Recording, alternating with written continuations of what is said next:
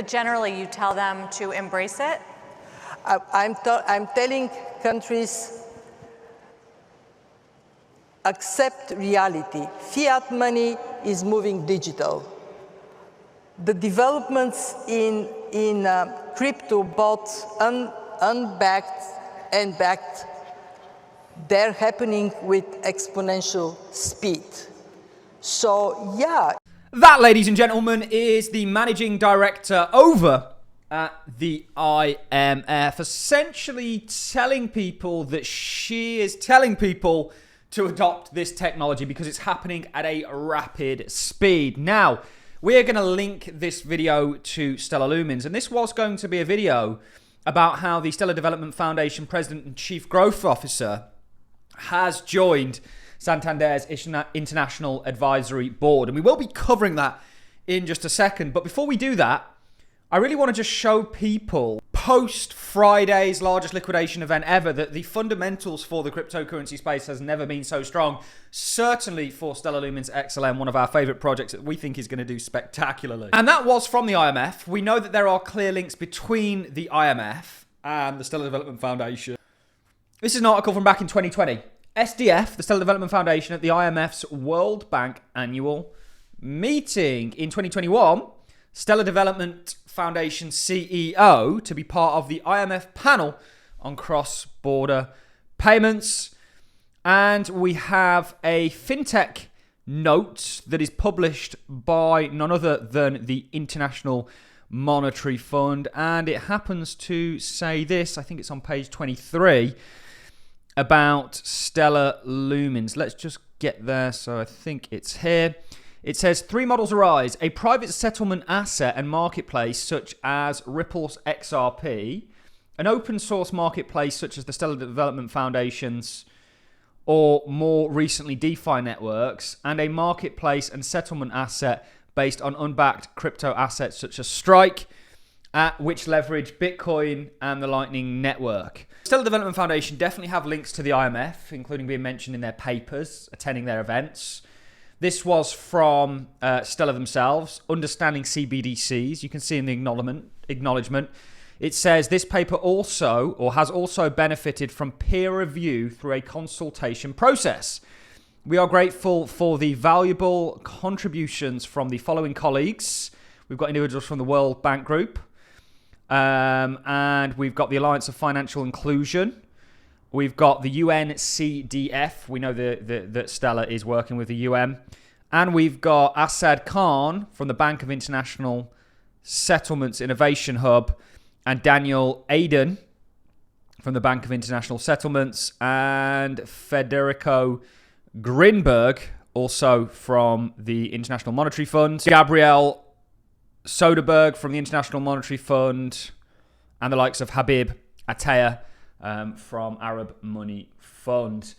So there are clear links between, and the starting clip was from the managing director of the IMF. There are clear links between Stellar and the IMF, and they're obviously paying attention to Stellar Lumens.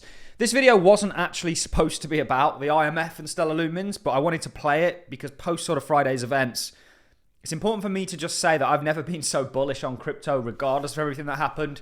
Really, what Friday exposed was a weakness in regards to crypto as a market, as an asset.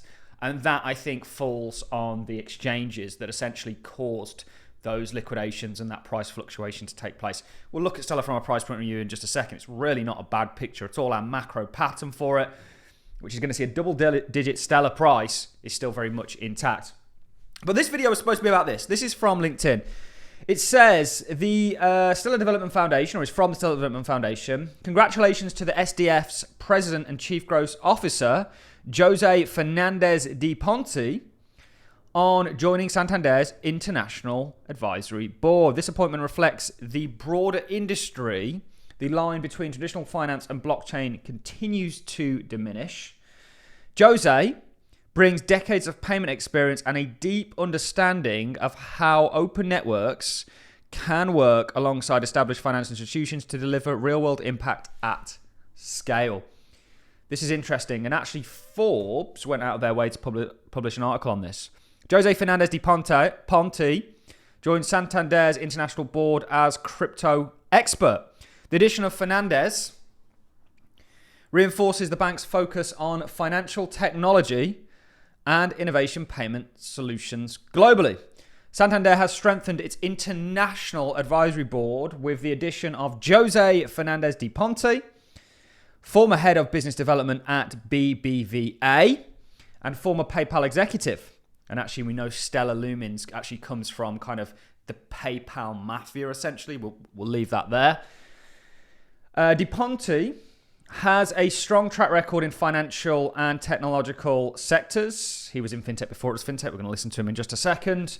Between 2015 and 2018, he held a key position at BBVA, leading business development projects and new strategic initiatives. He subsequently joined PayPal, where he served as senior vice president and general manager of blockchain, cryptocurrencies, and digital currencies until this summer.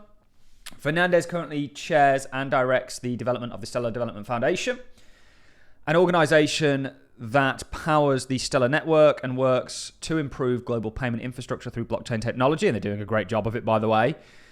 His entry into the board coincides with the departure of the former Bundesbank member Andreas Domberg, who had served on the body until 2021. Santander International Advisory Council was created during the presidency of Emilio Botim, briefly abolished after Anna Botim's term began.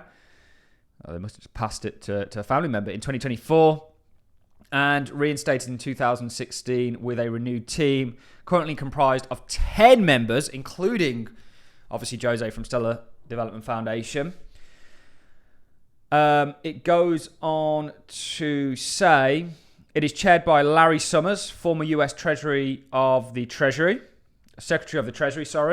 and its members include prominent figures such as Shell Bear, Mike Rodin, Francisco de Souza, James Whitehurst, George Kurtz, Nadia Shadlow, Carolyn Everson, and Juan Ignacio Gallardo Thrulo. It sounds like I'm casting a spell there, doesn't it? Who put this dyslexic in front of the camera?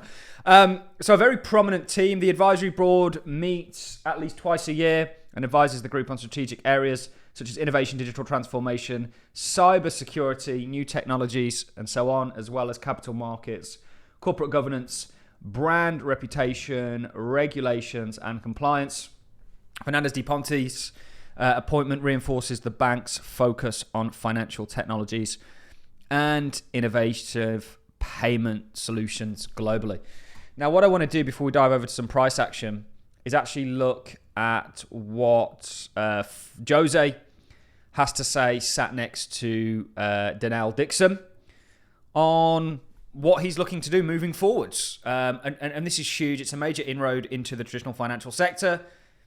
Again, post Friday's events, if anything, it was just a great buying opportunity, in my opinion. I'm here with Jose Fernandez de Ponte, our new amazing president and chief growth officer. We're so happy to have him here. So, Jose, you have spent years in global payments and making global payments work for merchants and for individuals. What are we going to see with respect to the next few years in Stellar? So I've been, as you were saying, I've been very lucky to be working in payments for the last 20 years or so. I've been in fintech since before it was called fintech. And I think there is one thing that I've learned that I don't know that as an industry on the Web3 side we have realized yet, which is we tend to prioritize innovation for the sake of innovation. One of the things that I've seen in the last 20 years is that innovation without access does not reduce inequality. Innovation without access leads to inequality, and that's something that we cannot let happen. I feel very, very strongly about it. That's one of the big reasons that I came to join with you and the team at Stellar are doing, because I do think that we have a unique position to be able to do that. So a big part of what I will be doing and I want to contribute to Stellar is to continue to keep that ethos that progress demands pressure.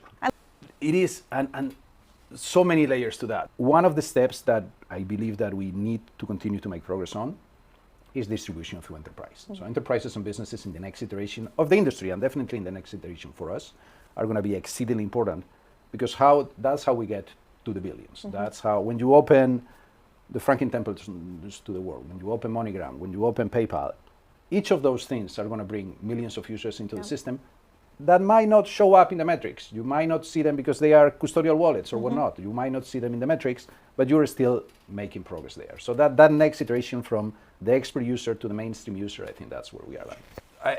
Twofold. On the one side, I'm lucky to have the responsibility now on our ecosystem team. So I think that the focus on developers, the focus that base layer of public goods that anyone can go and build on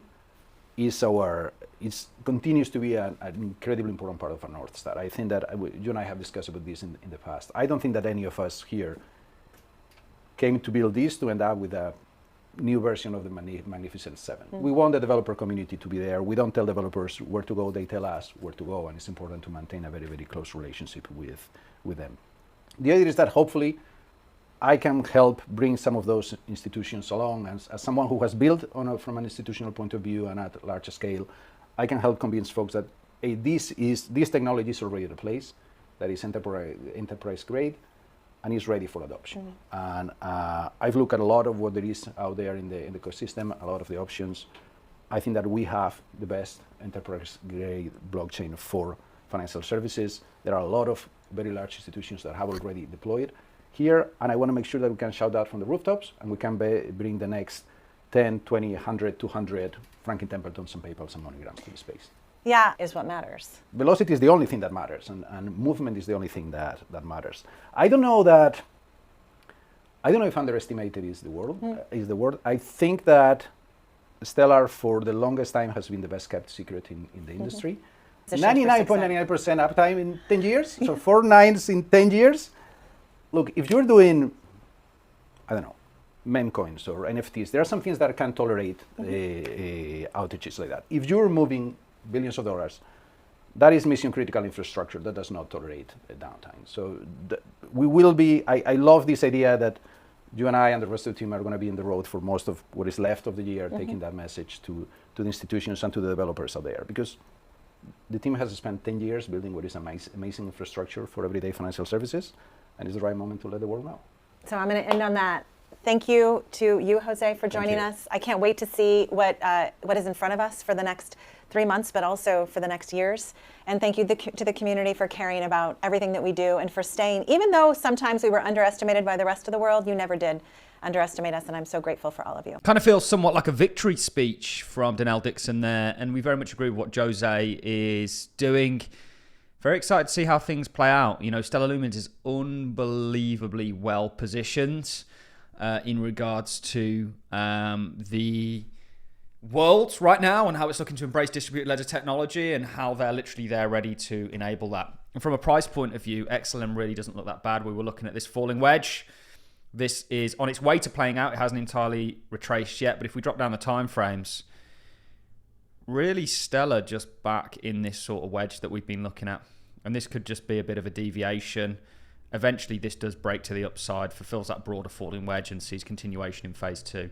We're really not worried about Stellar Lumens at all. It's one of our stronger players. It's done very, very well for us since accumulating down here. We do have a double-digit target. Ladies and gents, that is really it from me. Hang in there. I know the crypto space can be frustrating, but ultimately nobody said getting super rich was going to be easy. That's it from me. I'm going to love and leave you guys. See you all in the next one.